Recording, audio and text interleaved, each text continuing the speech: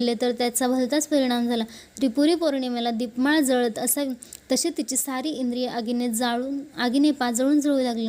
कमळाच्या पाकळ्यांना जेव्हा चंद्र किरणांचा स्पर्श होतो तेव्हा त्या पाकळ्या मोहरतात आणि त्यातून अमृत पाझरते. हे कोणाला कळत नाही, पण पहाटेच्या प्रहरी साखरेच्या कणासारखे दिसणारे अमृताचे हिमकण पाकळी पाकळीवर दाटतात. या अमृताला कुमुदकंद असे म्हणतात. असे कुमुदकंद सख्यांनी जमवले. मग चकोरीच्या डोळ्यात मधुकर्पुराचे अंजन घातल्यावर त्यातून जी आसवे गळू लागली ती जमा केली आणि त्या आसवात अमृतकणाचे कुमुदकंद खाल्ले आणि मग चंद्रका मंत्र म्हणून ते रसायन रुक्मिणीच्या तळव्यांना चोळले.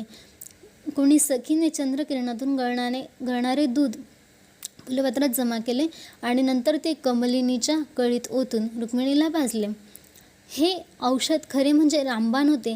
मागे शंकराने विष घेतले होते तेव्हा होणारा त्याचा दाह याच औषधाने शमला होता. परंतु तेच औषध रुक्मिणीला दिले असता आता उलटून विषासारखे झाले. तिच्या अंगाची आग अधिकच वाढून तिच्या नाकातून उष्णतेच्या ज्वाळा निघू लागल्या.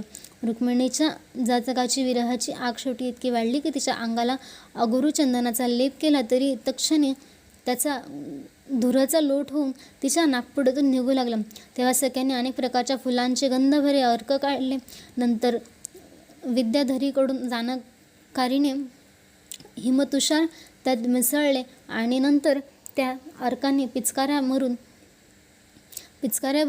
त्यांच्या धारांनी रुक्मिणीला ओले केले. चंदनाची ओली कोवळी पालवी खुडून त्या पालवीत पंखे विणले आणि त्यातून जाईजुईच्या कळ्यांचे विणकाम केले. नंतर ते पंखे हिमजलात बुडवून त्यांनी रुक्मिणीला वारा घातला. तरी रुक्मिणीला चैन म्हणून पडेना. असह्य तळमळीने तिला शयनावरच क्षणोक्षणी मूर्छा येऊ लागली. सख्या उपाय शोधितच होत्या. चांदण्यातून जे अमृत गळत असते ते स्वातीचे मेघ पिऊन घेतात. नंतर या स्वातीच्या मेघांचा पाऊस पडतो तेव्हा ते अमृत शिंपल्याच्या गर्भात शिरते. 7 दिवस गेले म्हणजे शिंपल्याच्या संपुष्टात अधमुऱ्या दह्यासारखी मऊ लुसलुशीत अशी थंडगार अर्धमौक्तिके तयार होतात. सख्याने त्या मोत्यांचे थंडगार सार पिळून काढले आणि ते रुक्मिणीच्या हातापायांना आणि टाळूवर जिरवले. परंतु तिचा ताप काही हटेना. कुमुदांतील सुगंध सांडून दाटलेला मकरंद घेऊन सख्यांनी तिच्या नाकाला चोळला, पण चा भ्रम काही कमी होईना. सोनकमळीची कोवळी वेल मोत्यासारखी दिसणाऱ्या दवाच्या बिंदूंनी मोहरून जावी तसे रुक्मिणीचे सारे अंग स्वेदबिंदूंनी डवरून निघाले. कमळाच्या केसराचे परागकण आणि मदन केवड्याच्या कणसाचे गंधरज यांचा अंगराग करून सख्या तिच्या अंगाला पुन्हा पुन्हा चुरू लागल्या, पण तिचा घाम काही आटेना. सख्या सारे थंड उपचारच करीत होत्या, पण रुक्मिणीला त्या उपचारांचा कंटाळा येत होता. चंदन कापूर या साऱ्या थंड गोष्टी तिला पंचाग्नीसारख्या दाहक वाढत होत्या. रुक्मिणीच्या अंगाची त्वचा तर उपचारांनी सरूनच निघाली होती, पण तिच्या अंगाला उष्णतेने तिच्यावर उपचार करणाऱ्या सख्यांनाही दरदरून घाम फुटला होता. रुक्मिणीला कसले सुख म्हणून जाणवत नव्हते. तिला विरहाने नुसते वेड लागावयास आले होते. अधिक उपचार होत होते तशी तिची अशक्तता अधिक वाढत होती.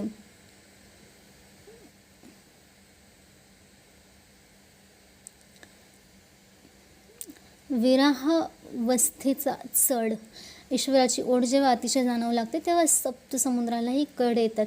या ओढीपुढे उपचारांची पाड लागणे कठीणच असते, परंतु निदान जीवाची तरी आशा असते.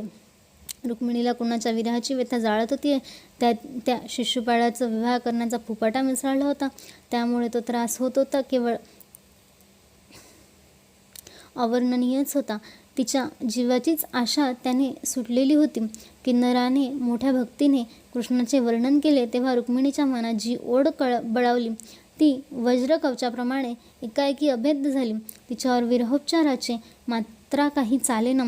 जसजशी सख्या तिला वारा घालू लागल्या तसतशा वाऱ्याने रुक्मिणीच्या अंगाला लावलेल्या चंदनाच्या सुकून खपल्या होऊ लागल्या आणि तिच्या अंगातून बाहेर पडणाऱ्या उकळत्या घर्मबिंदूचे इंधन होऊन त्या खपल्या आगीसारख्या जळू लागल्या. रुक्मिणीची भीती. तेव्हा भारती म्हणाली, थांबा, या रुक्मिणीला देहाचेही भान उरलेले नाही. आता आंघोळ पुरी करा. आणि तिला आत अंथरुणावर घेऊन जा. तेव्हा सख्यांनी रुक्मिणीला आत नेली. कस्तुरी घोळून तयार केलेल्या ओवरीत केशराच्या बनलेल्या मंचकावर चांदण्यांची शय्या पसरून तिला त्या शय्येवर निजवली. तेव्हा रुक्मिणीने डावा हात उशाला घेतला आणि उजवा हात आपल्या छातीवर ठेवला. जणू हृदयात लपवून ठेवलेला कृष्ण निसटून जाऊ नये म्हणून ती काळजी घेत होती. शतोपचारांनी तिची दहशतच घेतली होती. तिला सगळीकडे शतोपचार दिसत होते. स्वतःच्या हाताची बोटे आम्र मंजिऱ्या आहेत असा मात्र होऊन ती दचकत होती. तर आपले हात हेच चंद्रकमले आहेत असे भ्रम तिला होत होते. तिला भीती वाटत होती. तिचा निश्वास तिला क्षणोक्षणी मलया नीलाचा आभास जाणवित होता. तेव्हा सख्यांनी केळीच्या गाभाभोवतलाची थंड आणि मऊ अशी सोपटे सोलून काढली. ती सोपटे त्यांनी कापुराच्या पाण्यात भिजवली. नंतर त्यावर अधमऱ्या मोत्यांचा हळूवार लेप लावला आणि थंडगार काल्याचा शेला रुक्मिणीला पांघरला. परंतु उकळत्या तेलावर टाकलेला जलबिंदू जसा झटपट जळून जातो तसा तो शेला वरच्यावर भुरकन जळून गेला. असे वाटले की अग्नी जणू मदनाला जाळावयास सवकला होता आणि मदनासारखा मनमोहक दिसणाऱ्या रुक्मिणीला जाळण्यासाठीच त्याने अग्नीचे रूप घेतले होते. किंवा असे की रुक्मिणीच्या मंगल रूपावर शिशुपालाची पापदृष्टी पडल्यामुळे तो कलंक त्या रूपाच्या कीर्तीत मिसळला होता. तो कलंक जाळून रुक्मिणीला कृष्णासाठी शुद्ध करण्याचे कामच विरहाग्नी करत होता. सख्यांचे रोगनिदान. थंडीचे उपचार करता करता रुक्मिणी अधिकाधिक असावध होऊ लागली. तेव्हा सख्या आपसात हळूहळू बोलू लागल्या. तिला बहुतेक प्रेमाची बाधा झालेली आहे. हिच्या एका स्वराने संगीतातील 7ही स्वरांना लाजविले होते म्हणून त्यांनी कोकिळांना लाज देऊन फितविली आहे आणि यामुळेच कोकिळासारख्या पंचम गाऊन हिला छळीत आहेत. हिच्या मुखचंद्राने चंद्रावर स्वारी करून त्याच्या कलांची लूट जिंकून आणली म्हणून चंद्राने हिला जाळण्यासाठी चोहीकडे चांदण्याचा वनवा पेटवला आहे. हिने आपल्या अंगाच्या गंधाने चंदनालाही जिंकून टाकले होते. त्याचंच सूड घेण्यासाठी चंदनाने हिच्यावर शस्त्र उगारले आहे. हिने आपल्या कटाक्षांनी हरिणींना लाज आणली होती म्हणून त्या हरिणी जाऊन चंद्राआड लपल्या होत्या. आता त्या येऊन चांदण्यांच्या रूपाने तिला हिरमुसली घालत आहेत. शुभ शकुन असे म्हणून रुक्मिणीभोवती दाटी करणाऱ्या सख्यांना तिने स्वतःच्या हातांनी दूर लोटले. इतक्यात एकाएकी रुक्मिणीच्या देवरेखेने पूर्वसूचना द्यावी तशी आश्चर्य दिसू लागले. पक्षी एकाएकी बोलू लागले. तेव्हा त्यांच्या वाणीचा अर्थ जाणणारी भावकल्पना म्हणाली, ऐका या पक्ष्यांचे शुभ शकुन सांगत आहेत. मी त्याचा अर्थ सांगते.